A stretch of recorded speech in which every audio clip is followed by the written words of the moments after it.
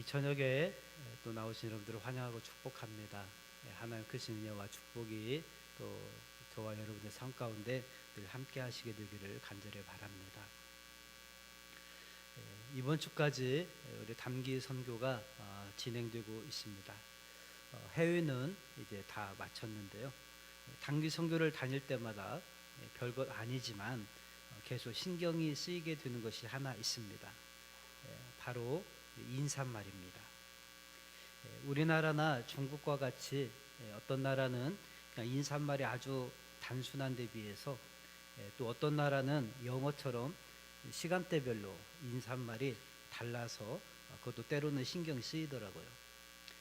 영어야 워낙 잘 알려진 언어니까 또 그나마 익숙한데요. 인도네시아나 또 그 외의 나라들은 우리가 잘 사용하지 않는 언어를 쓰다 보니까 조심조심하게 되더라고요. 현지인들과 대화를 주고받는 수준은 안 되더라도 적어도 얼굴과 얼굴을 봤으니까 기본적인 인사 정도는 실수 없이 할 수 있어야 그나마 서로 밝은 얼굴로 대할 수 있고요. 또 단기 선교를 준비한 노력이라도 보이지 않겠습니까? 이번에는 제가 일본으로 또 단기 선교를 다녀왔는데요. 일본도 인사말이 인도네시아어나 영어처럼 아침, 또 낮, 또 저녁 이렇게 시간에 따라서 다르게 표현을 하더라고요. 혹시 아시나요? 아침 인사 오하요 고자이마스, 또 낮의 인사는 곤니찌와 이렇게 인사를 하고요. 저녁에는 곤방와 이럽니다. 빨리 오라는 거죠, 잠자기 위해서. 이와 같이 각 시간대별로 인사가 다른 데는요, 아마 어떤 이유가 있을 것입니다. 또 그 표현법으로 인사말을 사용하게 된 배경도 있을 것입니다. 영어도 인사말이 시간대별로 다른 이유가 영국의 날씨와 관계가 있다고 합니다. 날씨가 시간마다 예측할 수 없이 달라지니까 굿모닝, 굿 애프터눈, 굿 이브닝 이렇게 인사를 했다고 하는 것이죠. 그리고 대화를 처음 시작할 때도 영국 사람들은 만나면 한 10분에서 15분 정도는 날씨에 대해서 이야기를 먼저 한다고 합니다. 그리고 나서 다른 주제로 넘어간다는 것이죠. 우리 민족은 어떻습니까? 우리는 인사가 안녕하세요 이렇게 하나의 표현으로 아주 편합니다. 우리가 주로 묻는 것은 상대방의 안녕입니다. 우리가 그렇게 인사하게 되는 데에는 그 많은 배경이 있지요. 우리나라는 5천년 역사 가운데 969번이나 위세의 침략을 받은 민족입니다. 그러다 보니까 밤새 어떤 일이 있었는지 알 수가 없어서 자고 나면 인사말이 안녕하십니까가 인사말이 된 것입니다. 즉 밤새 무슨 일이 안 좋은 일은 발생하지 않았죠, 이런 의미로 쓰인 것입니다. 또 안녕을 묻는 인사와 함께 자주 쓰이는 표현이 있다면 식사하셨습니까? 이 정도일 것입니다. 그 표현도 역시 예전에는 우리나라가 경제적으로 어려웠기 때문에 하루에 2끼 식사를 하면 그나마 다행이었습니다. 그래서 인사가 밥은 먹고 살죠 라는 의미가 담긴 식사하셨습니까? 라는 표현으로 인사를 하게 되었다라고 하는 것입니다. 이와 같이 인사말은 대체로 그 나라의 지리적인 상황이나 또는 한 시대의 사유의 모습을 반영하고 있는데요. 그럼 성경이 쓰여진 이스라엘 사람들은 어떻게 인사를 했을까요? 혹시 아시나요? 네, 한번 따라해 볼까요? 샬롬. 네, 샬롬이라고 인사를 합니다. 우리 옆 사람하고 인사해 보겠습니다. 샬롬. 네. 네, 이 샬롬이라고 하는 말은 히브리어죠. 헬라어로는 에이레네라고 합니다. 우리말로 번역하면 평강이 있을지어다, 평안할지어다, 이 정도로 의미를 가지고 있습니다. 그런데요, 이 샬롬 이 말은 우리말 성경으로는 평강으로 번역되기도 하고 또 평안으로 번역이 되기도 하고 또 어떤 곳에서는 평화로 번역되기도 합니다. 근데 원어는 다 똑같이 샬롬 또는 헬라어로 에이레네 이렇게 같은 단어를 쓰고 있습니다.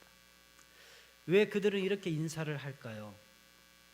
이스라엘의 역사도 우리나라와 같이 그들이 처한 지정학적인 위치 때문에, 즉 아프리카와 유럽과 또 아시아를 서로 연결하는 그런 중간 지대에 자리하고 있기 때문에 전쟁의 역사가 끊이지를 않았다는 것입니다.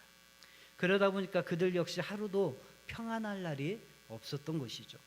그래서 인사를 평화 또는 평안을 빌어주는 의미에서 샬롬이라고 하게 된 것입니다. 그 인사는 우리 예수님도 사용을 하셨습니다. 예수님께서 십자가에서 죽으셨다가 3일 만에 부활하시고 제자들에게 나타나실 때마다 똑같은 인사를 하십니다. 요한복음 20장 19절에 보니까요, 이날 곧 안식 후 첫날 저녁 때에 제자들이 유대인들을 두려워하여 모인 곳의 문들을 닫았더니 예수께서 오사 가운데 서서 이르시되 너에게 평강이 있을지어다. 또 21절에 보니까요, 예수께서 또 이르시되 너에게 평강이 있을지어다. 아버지께서 나를 보내신 것 같이 나도 너희를 보내노라. 그렇죠? 또 26절에 여드레를 지나서 제자들이 다시 집 안에 있을 때 도마도 함께 있고 문들이 닫혔는데 예수께서 오사 가운데 서서 이르시되 너에게 평강이 있을지어다 하시고, 예수님께서도 제자들에게 나타나실 때마다 인사를 하시는데 평강이 있을지어다 이렇게 인사를 하셨다는 것입니다. 또 우리가 너무 많아서 다 찾아볼 수는 없는데요, 사도 바울도 그의 편지를 쓸 때마다 처음 또는 마지막 인사에 항상 이 평강의 인사를 빼놓지 않고 한 것을 볼 수가 있습니다. 그런데 이 샬롬, 에이레네, 즉 평강, 평안이라는 말은 단순히 인사 정도로 끝나는 말이 아닙니다. 인사면 뭐 그렇게 중요시 다루지 않겠죠. 근데 오늘 본문에 보니까 예수님께서 그렇게도 제자들에게 주시기를 원하셨던 것이 바로 이 평강이라고 하는 것입니다. 왜냐하면 이 평안이 제자들에게 꼭 필요한 것이었고, 또 그 평안만 있으면 다른 모든 어려운 상황들을 넉넉히 이길 수 있기 때문입니다. 그리고 더 중요한 것은 예수님께서 주시려고 하셨던 그 평안은 이 세상에 말하는 평안과 달라서 오직 다른 누구도 줄 수 없고 예수님만이 줄 수 있는 평안이기 때문이라고 하는 것이죠. 자, 오늘 본문 말씀 우리 다시 한번 읽어볼까요? 같이 읽겠습니다. 평안을 너에게 끼치노니 곧 나의 평안을 너에게 주노라. 내가 너에게 주는 것은 세상이 주는 것과 같지 아니하니라. 너희는 마음에 근심하지도 말고 두려워하지도 말라. 예수님께서 말씀하시죠. 누구의 평안이라고요? 나의 평안이라고. 그리고 그것은 세상이 줄 수 없는, 세상이 주는 것과 같지 않다라고 그렇게 말합니다. 즉 이 평안은요, 오직 하나님으로부터만 주어질 수 있는 평안이라고 하는 것입니다. 그래서 제가 말씀을 준비하다가 심심해서 하나님에 대한 수식어를 검색을 해봤습니다. 그랬더니요, 뭐 하나님께서 소망을 주셨다, 평강을 주셨다 이렇게 풀어서 쓰는 말고 소유격으로 뭐 소망의 하나님, 뭐 위로의 하나님, 이렇게 뭐뭐의 하나님이라는 표현을 한번 찾아봤는데요, 소망의 하나님이라는 표현이 로마서에서 딱 한 번 나옵니다. 신약성경 전체를 통틀어서. 그 다음에 위로의 하나님이라는 표현도 로마서 15장 5절에 단 한 번밖에 안 나오더라고요. 그런데 평강의 하나님이라고 하는 표현은 신약성경에 5번 언급된 것을 찾아볼 수가 있었습니다. 그만큼 하나님은 평강의 하나님이시고 이 평강은 하나님만이 주실 수 있기 때문에 하나님을 가리켜서 평강의 하나님이다 이렇게 표현을 했다라고 하는 것이죠. 그럼에도 불구하고 이 세상 사람들은요, 하나님으로부터 주어진 평안이 아니라 자기들 스스로 평안을 만들어내려고 얼마나 노력하는지 모릅니다. 그 대표적인 사람이 예수님께서 예를 드신 사람으로 나오는데요, 누가복음 12장 16절에서 21절입니다. 또 비유로 그들에게 말하여 이르시되 한 부자가 그 밭에 소출이 풍성하매 심중에 생각하여 이르되 내가 곡식 쌓아둘 곳이 없으니 어찌할까 하고 또 이르되 내가 이렇게 하리라. 내 곡간을 헐고 더 크게 짓고 내 모든 곡식과 물건을 거기 쌓아두리라. 또 내가 내 영혼에게 이르되 영혼아 여러 해 쓸 물건을 많이 쌓아두었으니 평안히 쉬고 먹고 마시고 즐거워하자 하리라 하되 하나님은 이르시되 어리석은 자여 오늘 밤에 내 영혼을 도로 찾으리니 그러면 내 준비한 것이 누구의 것이 되겠느냐 하셨으니 자기를 위하여 재물을 쌓아두고 하나님께 대하여 부유하지 못한 자가 이와 같으니라. 보세요. 여기에도 부자가 나오는데 이 부자가 뭘 하냐면 평안을 만들기 위해서 그동안 얼마나 노력했는지를 보여주고 있습니다. 열심히 노력했기 때문에 밭에 소출이 많았던 것이죠. 그래서 그 소출이 풍성한 걸 보면서 곡간을 싹 늘리고 거기다가 곡식을 다 갖다 넣으면서 여러 해 쓸 물건을 많이 쌓아두었으니까 평안히 쉬고 먹고 마시고 즐거워하자. 그러니까 이 부자의 최후의 목적이 뭐예요? 평안이에요. 평안. 근심 걱정 없이 평안히 쉬고 먹고 마시고 즐거워하자. 근데 이것을 자신의 힘으로 이루었죠. 열심히 노력해서 곡식을 쌓아두었더니 평강하게 되었다라고 하는 것입니다. 여러분, 세상도 이렇게 평안을 줄 수가 있다라고 하는 것입니다. 없는 게 아니에요. 그러니까 세상 사람들이 세상에서 평강을 얻으려고 공부도 하고 열심히 노력하는 거 아니겠습니까? 여러분, 지갑이나 통장에 돈이 많으면 여러분 평안하다고 느끼시죠? 네. 근심 걱정 염려 잘 안 하시잖아요. 여러분, 지금 건강하면 평안하다고 느끼시죠? 일이 잘 풀리면, 그리고 그 일이 점점 잘 되어가면 평안하다고 느끼시죠? 그러나 문제는 이 부자가 누렸던 평안에서 살펴볼 수 있듯이요, 이 평안은 그리 오래가지 못한다는 것입니다. 그리고 문제가 발생하면 금방 사라지는 평안입니다. 더 나아가 죽음 앞에서는 금방 무너져 버리는 평안이라고 하는 것입니다. 결국 이 부자가 누렸던 평안은 거짓 평안이었고 하나님 말씀 앞에서 한순간에 무너지고 마는 그런 평안이었다라고 하는 것이죠. 이 부자는 소유를 많이 갖추어서 평안을 누리려고 했습니다. 마찬가지로 사람들은요, 의료, 의술의 발달, 또 과학의 발달, 기술의 발전으로 평화를 이루려고 합니다. 심지어는 무력을 사용해서 전쟁을 일으켜서 평강을 이루려고도 합니다. 그래서 옛날에 팍스 로마나라는 표현이 나올 정도였죠. 로마의 통치하에 있는 모든 나라가 다 평강을 누린다라고 그렇게 황제가 이야기할 정도였습니다. 하지만 역시 이것으로도 해결이 안 되기 때문에 지금도 세상은 여전히 전쟁이 끊이지 않고 있는 현실을 우리가 살아가고 있습니다. 그리고 그런 의료, 과학, 기술, 부의 문제로 해결이 안 되는 영역이 분명히 존재하기 때문에 마지막 수단으로 사람들이 종교로 해결하려고 하더라고 한 것입니다. 제가 어렸을 때 저희 집은 믿지 않는 집이었습니다. 게다가 저희 아버지께서 막내이셨음에도 불구하고 할아버지 할머니를 모시고 사셨습니다. 그러다 보니까 1년에 수차례 제사를 지냈는데요, 제사를 지낼 때마다 보니까 집안 곳곳에 제사 음식을 차려놓더라고요. 안방에다가 제일 큰 상을 차려놓고 그 다음에 마루, 부엌, 마당, 뒤뜰, 창고, 대문, 심지어 화장실에도 차려놓는 것을 보았습니다. 그래서 제가 부모님께 여쭤봤습니다. 왜 이렇게 상을 많이 차려놓으세요? 그랬더니 하시는 말씀이 곳곳에 귀신이 있는데 혹시라도 빼놓은 귀신이 있으면 그 귀신이 해코지를 할까봐 그렇다라고 말씀하시는 것이었습니다. 그나마 안방에 있는 제사상은 돌아가신 조상님이 와서 드시고 간다고 생각하고 공경하는 마음으로 차려놓았다 쳐도 나머지 그 밖에 집안 곳곳에 차려놓은 제사상은 왜 차려놓은 것입니까?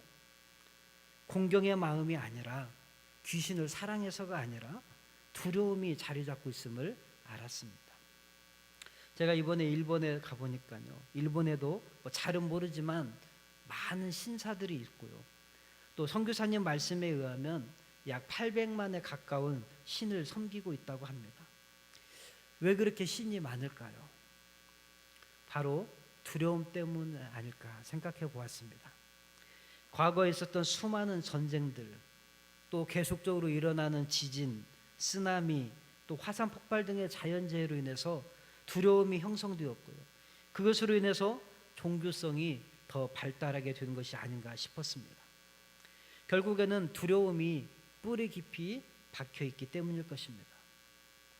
그런데 사실 이 두려움의 근원이 어디입니까? 단순히 질병, 전쟁, 자연재해, 또 그로 말미암은 죽음일까요? 물론 그럴 수 있습니다. 하지만 그것은 근원이라기보다는 근원에서부터 파생한 결과물이라고 할 수가 있습니다. 진짜 근원은 따로 있습니다. 성경은 그 근원을 우리에게 가르쳐 주는데요. 바로 창세기의 3장 9절에서 10절 말씀에 나옵니다. 여호와 하나님이 아담을 부르시며 그에게 이르시되 네가 어디 있느냐? 이르되 내가 동산에서 하나님의 소리를 듣고 내가 벗었으므로 두려워하여 숨었나이다. 여러분, 두려움의 근원이 어디에서 나옵니까? 죄가 그 뿌리에 있다는 것입니다. 그리고 죄의 결과로 나타나는 증상들이 바로 하나님께서 내렸던 징벌로 질병, 재앙, 또 죽음 등이라고 하는 것입니다. 질병, 재앙, 죽음, 이것은 내 힘으로 통제할 수 없기 때문에 두려움이 찾아오는 것인데요. 그 근원은 하나님께 범죄함으로 말미암아 평강이 깨져버리고 두려움이 발생한 것에 있다는 것을 알 수가 있습니다. 그 전까지는, 죄를 짓기 전까지는 아담과 하와는 두려워할 것이 없었습니다. 근심, 걱정, 염려할 것이 없었습니다. 하나님과의 관계가 좋았기 때문인 것이죠. 여러분, 그래서 이 샬롬의 원뜻은요, 단순한 마음의 상태의 평강이나 평안이 아니라 관계의 의미에서 평화를 말한다라고 하는 것입니다. 상대방과의 관계가 깨어지지 않을 때 평화를 누리게 되지 않습니까? 마찬가지로 하나님과의 관계가 깨어짐으로 말미암아 둘 사이의 평화가 깨어지고 그로 말미암아서 개인의 마음에 평강이 깨어진 것이라는 것이죠. 그렇기 때문에 우리가 개인의 평강이 이루어지려면 먼저는 하나님과의 평화가 이루어져야 하는 것입니다. 예수께서는 이 평화를 이루시기 위해서 오셨습니다. 그리고 그 평화는 당신만이 이루실 수 있으시기에 당신만이 우리 내면에 진짜 평화를 주실 수 있다라고 말씀하시는 것입니다. 하나님과 우리 사이에 화해자가 다른 존재가 있을 수 없기 때문인 것입니다. 그래서 예수께서는 두려움의 반대인 진짜 평강을 주시고 싶어 하신 것이고 또 그 방법으로 하나님과 우리를 화해케 하기 위해서 이 땅에 오신 것입니다. 그것이 우리 예수님의 마음이었습니다. 이것을 내가 너에게 주고 싶다. 이 평안은 세상이 줄 수 없는 것이다. 그리고 실제로 예수님은 이 두려움의 근원인 죄의 문제, 그리고 죄의 결과로 나타났던 그런 현상들, 질병 또 죽음을 이기신 것입니다. 그걸 위해서 십자가에서 죽으시고 부활하신 것이죠. 요한복음 16장 32절에서 33절에 보니까 이렇게 말씀합니다. 보라, 너희가 다 각각 제 곳으로 흩어지고 나를 혼자 둘 때가 오나니 벌써 왔도다. 그러나 내가 혼자 있는 것이 아니라 아버지께서 나와 함께 계시느니라. 이것을 너에게 이르는 것은 너희로 내 안에서 평안을 누리게 하려 함이라. 세상에서는 너희가 환난을 당하나 담대하라. 내가 세상을 이기었노라. 예수님이 세상을 이겼기 때문에, 죄를 이기셨기 때문에, 질병을 이기시고 죽음을 이기셨기 때문에 두려워하지 말라는 것입니다. 내가 너에게 이 평강을 주겠다라고 말씀하신 것입니다. 여러분, 그렇기 때문에 진정한 평안을 누리기 원한다면 우리는 그것을 주실 수 있는 유일한 분이신 예수님에게로 나아가야 하는 것이고 그분 안에 머물러야 한다는 것입니다. 제가 섬에서 목회를 했잖아요. 그때 저희 앞집에 저희 아들과 나이가 똑같은 아이가 있었습니다. 그 아이 부모님은 맞벌이를 하셨는데요. 아이가 유치원에서 돌아오면 집에 아무도 없으니까 항상 불안해하고 울면서 저희 집으로 올라오는 것이었습니다. 환한 대낮이었지만 두려움이 그 아이 안에 있었던 것입니다. 그런데 하루는 밤에 비가 엄청 내리고 번개도 치고 천둥 소리도 엄청 크게 들리는 날이었습니다. 섬에서의 한밤중에 치는 번개의 불빛은 바닷물에 반사되어서요 더 밝고 선명하고 강하게 느껴집니다. 또 천둥 소리는 이 소음으로 가득 찬 도시에서는 느낄 수 없는 아주 차원이 다른 소리입니다. 섬이 너무나도 고요하기 때문인 것이죠. 그래서 그 섬광과 천둥 소리 한번 비추고 들리면 어른이 저도 겁이 나더라고요. 그런데 저희 아이들은 하나도 놀라지 않고 자기들끼리 신이 나서 놀고 있었습니다. 그래서 제가 애들에게 물어봤습니다. 너희들 무섭지 않아? 그랬더니 아이들이 하는 말이 엄마 아빠가 있는데 왜 무서워요? 그러더라고요. 이왕이면 아빠 엄마 이러지 엄마 아빠가 있는데 왜 무서워요? 그러더라고요. 저는 그 상황을 보면서 느낀 것이 있었습니다. 자신을 사랑하는 부모가 옆에 있으면 아이들은 칠흑같이 캄캄한 밤에도 두려워하지 않습니다. 그렇지만 사랑하는 부모가 옆에 없으면 환한 대낮에도 두려워하더라는 것이죠. 여러분, 우리도 마찬가지입니다. 우리가 두려움을 이기고 평강을 누릴 수 있는 비결은 낮이고 밤이고가 중요한 것이 아닙니다. 바로 우리를 사랑하시는 하나님이 나와 함께하고 계시다라고 한 것을 내가 알고 내가 그분의 사랑 안에 거하고 있는가, 이것이 중요하다는 것입니다. 내 삶 밖에서 벌어지는 일들은 물론 잠깐 놀랄 수는 있지만 그것이 크게 나를 요동치게 하지는 않더라는 것입니다. 그래서 성경은 이렇게 말씀합니다. 요한일서 4장 18절에 보니까 사랑 안에 두려움이 없고 온전한 사랑이 두려움을 내쫓나니 두려움에는 형벌이 있음이라. 두려워하는 자는 사랑 안에서 온전히 이루지 못하였느니라. 온전한 사랑이 두려움을 내쫓는다라고 한 것입니다. 저와 여러분이 이 평안을 주시는 예수님 안에 거하고 그 평안을 충분히 누리시기를 축복합니다. 단지 마음이 편한 정도의 평안이 아니라 모든 문제와 어려움을 넉넉히 이길 수 있는 평안을 말하는 것입니다. 심지어는 외부로부터 오는 핍박과 조롱까지도 이길 수 있는 담대함을 갖춘 그런 평안함을 말하는 것입니다. 저는 그 평안을 누린 한 사람을 소개하려고 합니다.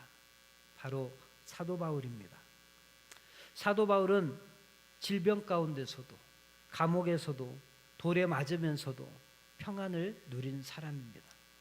심지어 그는 평안을 누리는 정도가 아니라 순교의 자리에까지 오히려 담대하게 나아가는 모습이었습니다. 그것도 누가 강요해서 나간 것이 아니라 아주 자발적으로 나아갔습니다. 사도행전 20장 20절에서 24절을 보면 보라, 이제 나는 성령에 매여 예루살렘으로 가는데 거기서 무슨 일을 당할는지 알지 못하노라. 오직 성령이 각 성에서 내게 증언하여 결박과 환난이 나를 기다린다 하시나 내가 달려갈 길과 주 예수께 받은 사명 곧 하나님의 은혜의 복음을 증언한 일을 마치려 하면은 나의 생명조차 조금도 귀한 것으로 여기지 아니하노라. 분명히 결박과 환난이 기다린다는 것을 압니다. 그럼 우리 같으면 두려워서 피할 텐데 사도 바울은 피하지 않고 오히려 그것을 위해서 내가 나아가겠다. 나의 생명조차 조금도 귀한 것으로 여기지 않겠다라고 말하더라는 것이죠. 사도행전 21장 10절에서 14절에서는 또 이렇게 이야기합니다. 여러 날 머물러 있더니 아가보라 하는 한 선지자가 유대로부터 내려와 우리에게 와서 바울의 띠를 가져다가 자기 수족을 잡아매고 말하기를 성령이 말씀하시되 예루살렘에서 유대인들이 이같이 이 띠 임자를 결박하여 이방인의 손에 넘겨주리라 하거늘 우리가 그 말을 듣고 그곳 사람들과 더불어 바울에게 예루살렘으로 올라가지 말라 권하니 바울이 대답하되 여러분이 어찌하여 울어 내 마음을 상하게 하느냐.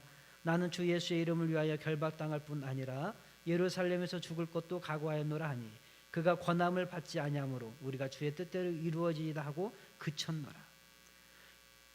또 한 번 경고를 해주죠. 너 예루살렘에 가면 너를 이렇게 잡아매서 너를 죽음에 넘길 것이다. 그랬더니 올라가지 말라고 사정사정 하는데 오히려 나는 결박당할 뿐만 아니라 죽을 것도 각오했다. 이러면서 나아가더라고 하는 것입니다. 여러분, 사도 바울에게는 죽음의 두려움을 이기는 평안함이 있었습니다. 생각해 보세요. 사단이 사람을 속이는 것 중에 하나가 죽음을 무기로 삼는 것입니다. 히브리서 2장 14절 15절에 보니까 자녀들은 혈과 육에 속하였음에 그도 또한 같은 모양으로 혈과 육을 함께 지니심은 죽음을 통하여 죽음의 세력을 잡은 자 곧 마귀를 멸하시며 또 죽기를 무서워함으로 한평생 매여 종노릇하는 모든 자들을 놓아주려 하심이니. 즉 사탄의 무기는 죽음의 세력을 잡고 있어서 사람들로 하여금 죽기를 무서워하게 만든다는 거예요. 그래서 너 이러면 죽어, 너 이러면 죽어, 이렇게 계속 협박하면 사람들이 그거에 속아서 마귀에게 넘어가더라고 하는 것이죠. 그러니까 죽음을 무기로 삼는다는 것입니다. 그런데 그 죽음을 두려워하지 않으니 더 이상 아무 소용이 없는 것이죠. 속수무책 아닙니까? 뭐 두려워해야 뭐가 통하고 거래가 서로 이루어지는 것인데 두려워하지 않으니까 아무 대책을 사단이 세울 수가 없는 것이죠. 여러분, 사도 바울은 어떻게 그런 평안을 누리는 삶을 가능했을까 하는 것입니다. 사도 바울의 서신서들의 백미라고 할 수 있는 것은 바로 그리스도 안에서입니다. 사도 바울은 그의 서신서마다 예수 안에서, 그리스도 안에서, 주 안에서라는 표현을 얼마나 많이 사용하는지 모릅니다. 그만큼 그가 강조했던 것이 예수님 안에 있는 것이고 예수님과 함께 하는 것이었습니다. 그것만이 모든 두려움을 이기는 평강을 누리게 할 수 있었던 유일한 비결이었던 것입니다. 저는 여러분에게 이 평안이 있기를 축복합니다. 그래서 우리가 한 가지 조심해야 될 것이 있습니다. 단순히 이 평강을 하나님과의 관계 해결은 고려하지 않고 오직 주변 상황이 문제가 없어서 오는 평강으로 해석해서는 안 된다는 것입니다. 내 삶에는 문제가 발생하지 않으니까, 아까 말한 대로 돈이 있으니까 돈으로 해결할 수 있고, 내가 지금 건강하니까 별 문제가 없으니까 움직이는데, 내 일이 잘 되니까 그러니까 나는 평강할 거야, 저 사람은 괜찮아, 저 사람은 믿음이 있나 봐, 이렇게 착각하고 판단해서는 안 된다는 것입니다. 만약 그렇다면요, 예수님은 우리에게 평강을 주실 수 없으신 분입니다. 왜냐하면 예수님 자신도 마음의 평강을 누리지 못하셨던 적이 분명히 있었습니다. 예수님도 성전에 올라가셔서 성전을 보시면서 화를 내셨습니다. 십자가를 앞에 두시고는 심히 고민하여 죽게 되었다라고 말합니다.